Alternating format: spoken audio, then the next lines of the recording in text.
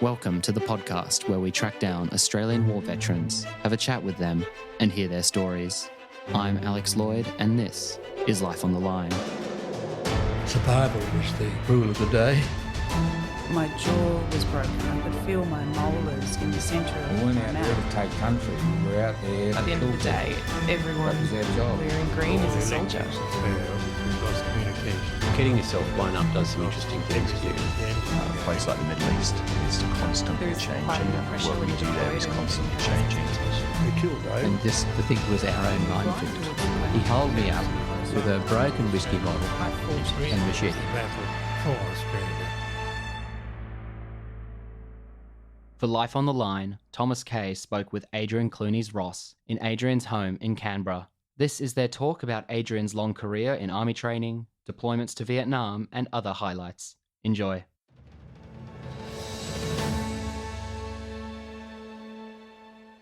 I'm Thomas Kaye, and I'm joined today by Adrian Clunies-Ross. Thank you for joining me today on the podcast. So let's start from the very beginning. Who was Adrian Clunies-Ross before joining the Armed Forces? Who was he? Well, he was a schoolboy fundamentally. I went from Scotch in Melbourne to Duntroon in 1952. So I came straight from school into the military fundamentally. Had 4 years at Duntroon, graduated into the army proper. From then on, I had a military career for the next 38 years. And what inspired you to join the army? I don't know particularly. I was in the cadets at Scotch. I enjoyed what we were doing, and I always had a sense that I might go into the army. And when the time came, I thought of applying for Duntroon, and I did and got in. It's very hard to say what precisely inspires you to do certain things. If I hadn't got into Duntroon, I was going to do law at the university. Okay, did you ever have any family members in the army before you? Well, I had 3 uncles in the First World War and a couple of uncles in the Second. Not in the army. One was in the army. One was in the Air Force in the Second World War. In the First World War, they were all in the army, and 2 of them didn't come back from the First World War. And the other one, who was the eldest of the 3, came back very badly, knocked around with gas. So my father was the youngest of 4. He was the only one who survived the First World War unscathed, but he was too young to go, fortunately. What can you tell us about your first posting? First posting was to a National Service Battalion. In those days, the first National Service scheme had started in 52, I think the first intake came in. And they were all 18-year-olds, and they were committed for 3 months, and it was universal. So all males had to register, and if they were fit, they came in. And that was in marked contrast to the second National Service scheme, which was a selective scheme, which was for 2 years and involved operational service if required. So these boys of 18 came in. They came in as university intakes or city intakes or country intakes. And in those days, some of them came in certainly from the country, dressed in a pair of shorts, a singlet, and that was it. Others were somewhat better dressed. And all the intakes were different depending on where they came from. The university intakes were better at anything to do with cerebral work, but they weren't so good in the practical side. The country boys, of course, were very good on the practical side. I had a platoon once of Broken Hill miners. They were all 18-year-old. They'd all been working in the mines in Broken Hill. And when they came in, they had enough money to charter an aircraft to fly down. This was in 1952, because they were all on what was called the silver-lead bonus in those days. And people said, miners, they must have been terribly difficult to handle and so on and so forth. Well, quite the reverse. They were extremely easy to handle because they were extremely well disciplined. And they were used to working underground in small groups. They were used to having a hierarchy, and they were used to looking after each other. And they fitted into the army extraordinarily well. And they were extraordinarily well disciplined and very competitive. Didn't matter what you're competing at, but they would compete, I can assure you. So they were an excellent group, but most of the groups were pretty good. They came out after 3 months, and it was a fairly useful exercise. I think many people who went through that scheme said it had quite a significant bearing on what they did subsequently. Perhaps not quite as much as the second scheme where they were in for 2 years. But again, that was selective and only a limited number did it.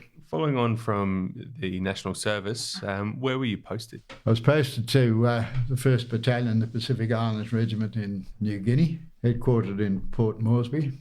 It was a unit that had been started during the Second World War. The object of the exercise was to train the locals to be used in operations, and they had been used in this way in the Second World War to a certain degree, as scouts for Australian forces. In other words, they would be used to be the eyes and ears of any Australian force which had to deploy in close country in PNG. So that was the original purpose of the PIR, or PIB as it was in initial stage, but then the PIR, Pacific Islands Regiment. In those days there was only one battalion, and it had 2 outstations, one in Wanamayo, which is on the north coast of PNG, about 10 miles from what was then the Dutch border, and the other was in Manus Island, which has become quite well known recently as a place for refugees.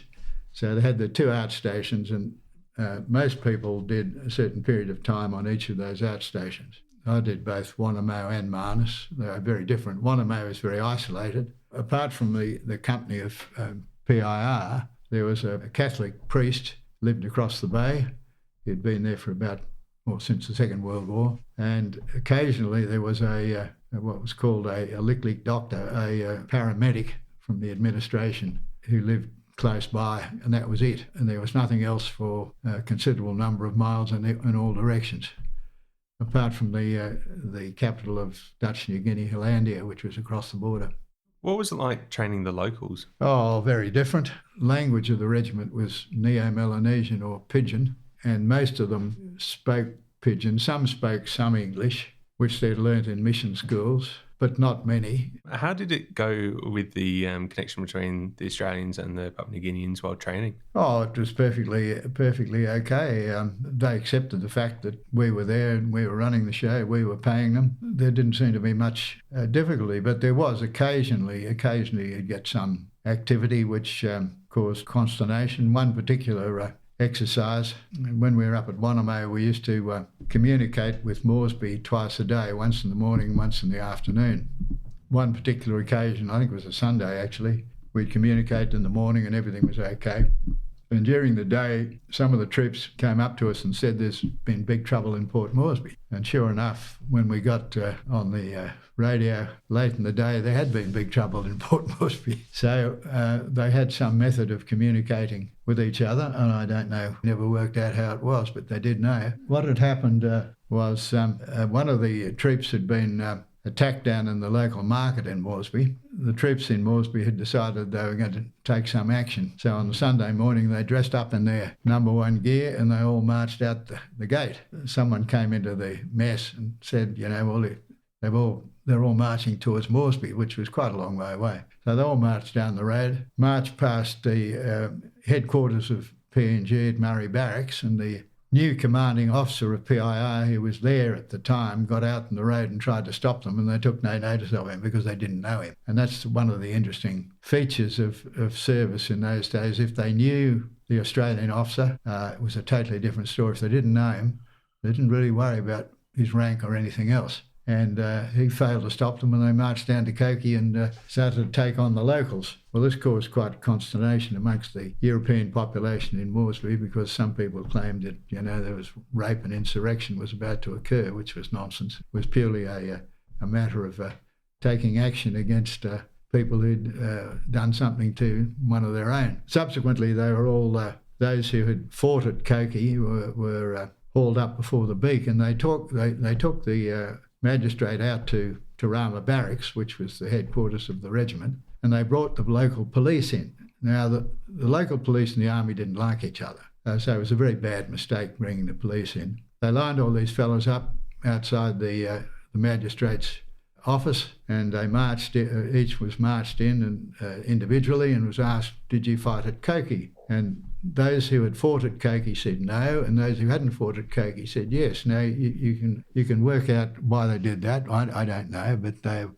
had some peculiarities, put it that way. And as the fellows marched out the other door, they found that those who hadn't fought at Kaye had been convicted, and those who did fort at Kaye hadn't been convicted, so they thought that the whole thing was a setup, and they raced in and overturned the court.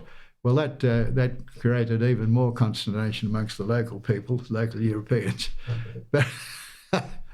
But those sort of things happened occasionally. That was a significant event, and it was not directed against the army. It was not directed against the officers of the army at all. It was purely to do with internal, intertribal, if you like, problems. So, in one example, the locals looked out for you when it came to a river crossing. Can you tell me about that? When you went on patrol with a platoon, you had to cross a certain number of waterways. They didn't like going into water with any Europeans because they thought Europeans attracted the sharks and the crocodiles. Whether that was true or not, I don't know, but they thought it was. So they would carry you across. They were quite happy to swim. If they were what's called saltwater boys, in other words, they came from the coast, they were quite happy to swim with sharks or crocodiles, for that matter. It didn't seem to worry them at all. Some of them belonged to a shark or a crocodile totem. In fact, in Marnus, we used to go out crocodile spotting at night and have 2 or 3 of the local troops with us and go out in a small boat and ferry around, and suddenly you see these 2 great ruby eyes sitting about that far apart, which meant there was a ruddy big crocodile. And the croc would just subside under the water, and they would be quite happy to go in after him and feel with their feet. We didn't allow them to do that. I thought having a couple of the local troops eaten for officer sport wouldn't have looked too good. But anyway, they had no fear. If they came from the sea, came from the coastal areas, if they came from the inland, it was a totally different story. After your time in Papua New Guinea, where were you posted? Oh, I was posted to Army Office for a short while in Melbourne and then in Canberra. That didn't last long, and then was posted to Vietnam with the Australian Army Training Team.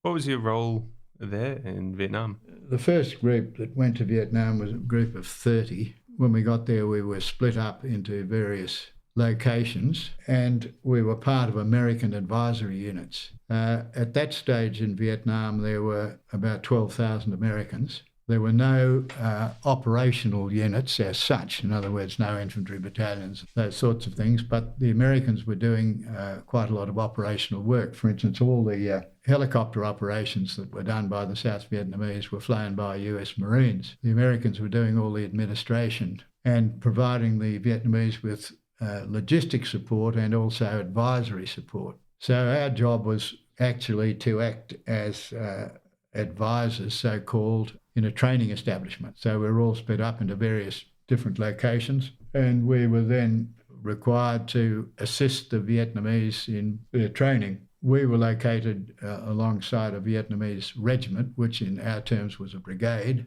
in other words, 3 battalions, and those battalions trained for a period of time and then went back into operations. And that's how that training system carried on right through. But in addition to that, we started going out on operations with the Vietnamese army, and that carried on. And subsequently, various Australians became permanently allotted to Vietnamese battalions or units and stayed with them.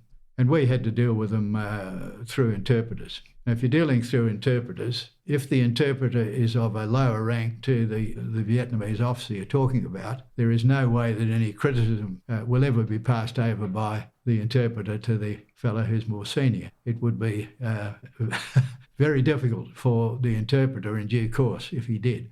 So you never quite knew what was being passed over. Under normal circumstances, generally speaking, I'm sure they did pass over what was required, but there's always that proviso that if there's any hint of criticism of someone in authority, it would never get to first base. And of course, the Vietnamese troops lived in a totally different environment. They would start training very early in the day, and generally speaking, it was hot, and they would come in late at night. And they would do that day after day after day. They sometimes existed on very little pay. The Vietnamese army had a system whereby money was passed down the line to the commander. So the commander of the training installation, the Vietnamese commander of the training installation, would get a packet of money. Now, how he distributed that money was entirely up to him. And that's how the system worked. And so it got certain amounts of money were extracted right down the line. So on occasions, of course, the troops missed out. The other thing was most of them were agricultural peasants at the lower level, and when the harvest was on, some of them would take off to go back and harvest the rice because there'd be no one else to do it. So there would be a certain amount of absence without leave at particular times of the year, but they were treated very, very harshly if they were caught. I believe when you got there, you were given an escape kit. Can you tell me about that?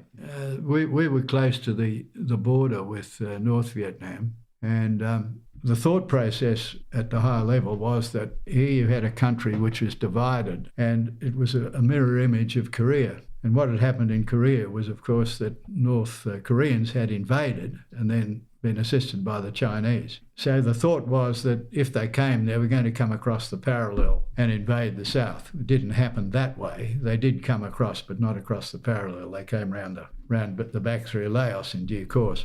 So at some stage, just after we got there, some fellow US NCO came round and said, "Here's your escape kit." And what's that for? And I said, "Well, that's if they come across, they invade across the parallel." And I said, "Well, so what? What are we supposed to do then?" He said, "Just head for Da Nang," which was, it wasn't a very complete plan. And the escape kit consisted of a compass and a bit of food and things like that. Da Nang was quite a long way to the south. If it had ever occurred, it would have been a very interesting exercise, I think, and it would have been every man for himself. Of course, the training team stayed in Vietnam for 10 years, between 1962 and 1972, were the first in and last out. So after South Vietnam, where was your next posting? Oh, I went to 1RAR battle group in Holsworthy. So I went to Holsworthy as a captain, and eventually became a company commander in that organisation. When Vietnam occurred, the battle group was split into 2 battalions, 1 and 5. I was posted to the officer training unit at Skyville, which was a unit to train national service officers. So I was part of the original element that went there, and we had these national service come in. As I explained before, they were people who had volunteered to become officers, who'd been called up, then went through a selection process, then came in. There was a considerable amount of angst at the time at the higher levels in politics and the military about how these people would react, because they were conscripts off the street and then being required to go through some pretty intense training for about 5.5 months. But the fact was, of course, they reacted extremely well. They, in fact, would do anything to ensure that they graduated. I'll give you one example of how keen these people were. If they didn't do the final exercise, it didn't matter what they'd done before, they couldn't graduate. They had to go and do the whole course again. A lot of people were failed. About a third of each course were failed, and sometimes up to about half. But on this particular occasion, as one of the early courses, we were about to go on the final exercise, and one of the cadets had been doing a rope exercise and had fallen off and broken both his arms, so he was left behind. We went on the exercise at Pakolvan, which is in Hunter Valley, in very rough country just south of Singleton, and about 2 days into the exercise, this fella turned up with both his arms in plaster, and I said to him, "What are you doing here?" And he said, "I want to do the exercise." And I said, "You can't possibly do the exercise with 2 broken arms." He said, "Oh yeah, the boys will look after me," and so on and so forth. So I said, "Oh, all right, okay, if you're as keen as all that, you can stay." And he did, and he graduated, and he was the first national service officer killed in Vietnam. Gordon Sharp, he was killed with 6 RAR at the Battle of Long Tan. What was your next overseas posting? To Malaysia with the 8th Battalion. I joined them in February or January of 68. The battalion was part of 28 Commonwealth Brigade. The Commonwealth Brigade was a tri-national brigade of Britain, Australia and New Zealand. There was an infantry battalion from each of the countries, and the command alternated between an Australian or Brit or a Kiwi brigadier. And 28 Brigade was part of the, although it was located in Malaysia, in Terenda, near Malacca, it was part of CETO Plan 4, CETO being the Southeast Asian Treaty Organisation, and Plan 4 was for the defence of northeast Thailand. In the event of the Chinese coming down through that part of the world into northeast Thailand, CETO Plan 4 was to be activated, and 28 Brigade was part of that plan. There are many other elements as well. Area that we were allocated was on the Mekong River in northeast Thailand near Mukdahan. So we went up there to have a look at the area that we'd been allocated. It was allocated to a brigade. It was probably a large enough area for a division. In other words, it was a huge area which we'd been allocated. Unfortunately, CETO Plan 4 was never activated. If it had been, I'd hate to think what would have happened. But we had a huge area which to deploy the battalion in high country overlooking the Mekong. But fundamentally, 28 Brigade was part of the strategic reserve for Southeast Asia for the three countries concerned. There were wives and families and all the various amenities. We spent most of the time training with or against the Gurkha Brigade, which was down the road, and we did some very interesting exercises. And as Vietnam was on at that stage, we did a number of exercises which were specifically oriented towards deployment to Vietnam. So it was quite a pleasant period of time there, apart from the training aspect, which was good and useful. From the personal point of view and the family point of view, it was very good, a good area to be in. Adrian's wife, Julianne, joined in for this next question. Whenabouts did you form your family? When did you meet your wife? Well, in Port Moresby, as a matter of fact. Her parents were living there at the time, and she'd come back from England to be with her parents, I presume. That was the reason. No, going back to England to marry somebody else, actually. Oh. And you said, well, if you go back to England, that's the last I'll be seeing of you. Nobody'd ever spoken to me like that before. That's theoretically what's supposed to have occurred, yes. So I thought that was quite good. He wasn't going to let me rough my way through. So then, anyway, that's where we married in 1960. Okay, and you both went away to separate postings overseas. Occasionally stayed together. Oh well, in Vietnam was separate, and in Malaysia was together. Yes, yeah. So 8 RAR eventually came back to Australia. Did 6 months training in Australia. Married up with a cadre of troops that had been allocated to it in Australia, and then deployed to Vietnam in November 1969. How did everything go on operation? Well, it went about as well as it generally goes. We had one particular setback in February 70. One of our platoons was heading up an area in the Long Hai Mountains close to Vung Tau, just south of the task force base. It was an area which had been under VC control probably since the Second World War, even before the Second World War. Been VC control on and off, under communist control anyway. It was known to be very heavily mined and wired, so they mined and booby-trapped, and so they were heading up the hill prodding. And this is a technique that you use when there's mines. You prod for mines in the ground, so you're moving very, very slowly. So they're moving at about 100 metres an hour. The acting platoon sergeant called a halt. While they were readjusting themselves for the halt, the engineer, a couple of engineers with them, one of the sappers apparently triggered a booby trap, and that killed 8 and wounded about 13 in one hit. There was only one NCO left standing, and he prodded out an area for the helicopter evacuation to come in. And when the first helicopter was coming in, he put his foot outside the cleared area and triggered another mine, killed himself and another 3. As one of the wounded died, there were about 9 dead and about 15 wounded in the space of a few minutes. It virtually wiped that platoon off the order of battle. So that was a significant setback, and that particular Operation Hammersley, had a considerable number of wounded and some others killed, apart from the battalion, because there are other units involved in it. But like everything else, you just get on with the job, and the battalion was well disciplined, well trained, and got on and continued on for the next 9 months doing what it's supposed to do. There was nothing quite as dramatic as that, but from time to time, of course, we had a number of casualties in various ways. But the object of what we were doing there in Phúc Thuy province. And what other battalions had been doing was clearing the province of the VC. Now, the VC were divided into 3 groups, essentially. There were the village guerrillas, who were at the lowest level, who were essentially providing logistics to the other formed VC elements.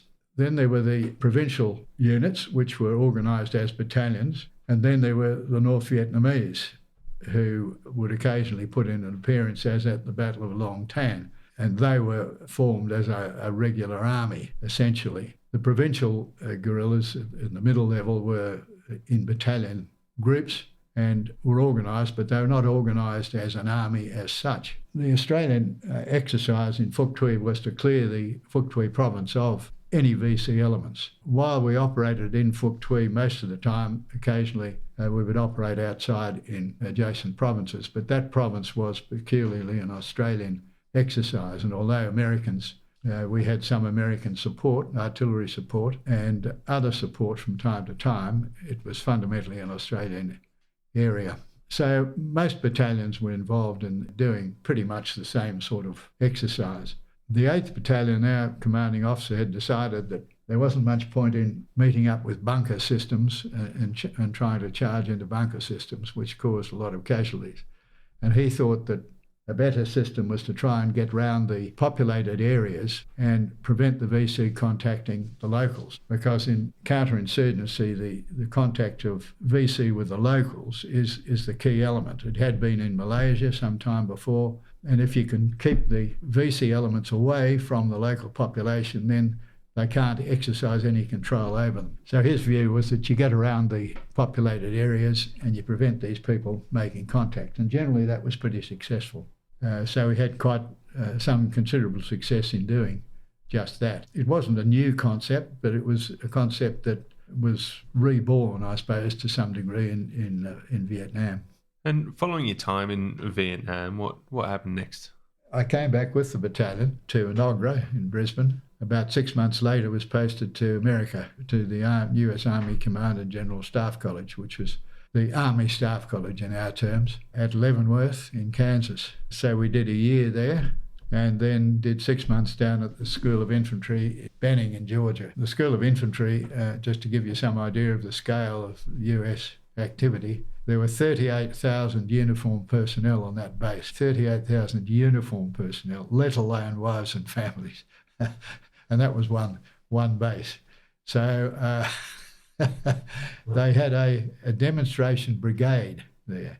That was a brigade of troops who were specifically there just to demonstrate to people coming through on training courses how things were done. Gives you some idea of the scale of US activity. Leavenworth itself, the staff college, there were 1,500 students. The reason for the size was because Vietnam was still going on at that stage, and they had picking up people who'd missed out before. There were 100 foreigners on the course of 1,500 from God knows how many different countries. So it was a very interesting course. Were there any things that were done differently between the American troops and the Australian troops? Vastly differently, yeah. The American Staff College was at a much higher level. Division was the lowest level, the Staff College, and everything above divisional level, Corps, Army, Field Army, and so on. So we were division and below at our Staff College. That's because of the size of the American Army and the scale. And so the instruction was vastly different. It was generally all done in the classroom. There was really no practical work done outside, as there was at the Australian Army Staff College. A lot of work done in the field and chits and things like that, but in the American system there were just too many people to do that sort of thing. So following posting in the States, what next? I came back to the 8th Battalion as the CO. I had been the CO before. It morphed into the 8th 9th Battalion. At that stage we were cutting down the army after Vietnam, and then I had about 18 months there, and then came down to Canberra for the Joint Services Staff College here. Then I had a certain period of time in Army office at the headquarters, and then subsequently was posted to Duntroon as what's called the DMA, the Director of Military Art. I went to South Australia as the commanding of 4 military district, as a brigadier, then had 2 years there, and then went to London as head of Australian Defence Staff. Just after we arrived, the Falklands War occurred, and we had 2 years in London. Then came back to command the 1st Division in Brisbane. And was that in Brisbane, was that your final posting in the Army? No, I did 2 years there and then came down to be Chief of Operations down in Canberra. 4 years virtually as Chief of Operations. And that was the last posting, yeah. During the time I was Chief of Operations, we just started sending people overseas again. There had been a hiatus after Vietnam where very little overseas work had occurred. In 1987, we sent a squadron of engineers to Namibia, which was unusual to say the least. I mean, we hadn't been involved with Africa since the Second World War. That began a series of deployments. One other deployment, which was done in my time, was to send a group to Iran during the Iran-Iraq War. They had a particularly unpleasant exercise while they were there. They were supposed to be there as observers. The Iranians didn't want them there, and it was a particularly a bloody exercise, the Iranian-Iraq War. So those people didn't have a very pleasant time at all. But that was another element that we sent overseas at that period. And then, of course, subsequently, we started sending people to other areas. We'd always had people in Palestine and Israel since the end of the Second World War. And we had people in Pakistan for a considerable period of time. But those particular exercises were the start of almost continuous deployments of Australians to places that we'd never believed we'd get involved in, such as the Middle East, Afghanistan, Iraq. And if you'd said, 10 years before we were likely to get involved in the Middle East, people would have looked at you as nuts. In fact, one distinguished civilian had produced a report not long before we sent the first group to Namibia that Australians would never deploy overseas again. Well, from then on, of course, we did nothing but. So, and that's continued on to the present. So what rank did you leave the Army on? Major General. So I was a Major General in London and in Brisbane and down here. Following your extensive 38 years in the military, what ventures did you take on afterwards? I was on the Defence Committee of the RSL and chairman of that committee for about 20 years. I was given a task by the government as part of the Defence Review in 2000, which was to look at the views of the Australian population in relation to defence issues. So with a team headed by Andrew Peacock, we went around the country talking to people and listening to groups, and then subsequently put in a report to the government, which formed quite significant basis of the Defence White Paper, which followed shortly thereafter. So that was a very interesting time. Adrian, you have had one heck of a career. Thank you for welcoming us into your home and for joining us and speaking to us on this podcast. Pleasure.